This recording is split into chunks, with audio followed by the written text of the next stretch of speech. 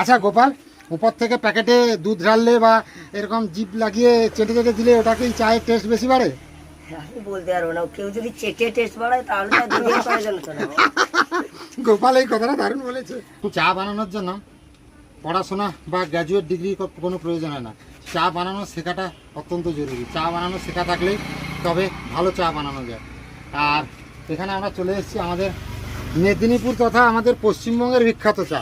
অনেকে হয়তো জানেন এখন বিভিন্ন এখন মানুষ চায়ের জন্য বিখ্যাত হয়েছে, সেই চায়ের কথা জানেন, কিন্তু এখানে আমাদের আমাদের তো এটা হ্যাঁ পশ্চিমবঙ্গের আমাদের এখানে অযোধ্যাপুর, পটাশপুর অযোধ্যাপুরের যে বিখ্যাত চা আছে গোপালদার চা।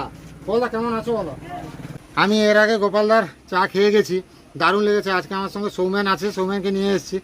আর সেই আগের মতো চা আছে তো, সেই রকম টেস্ট?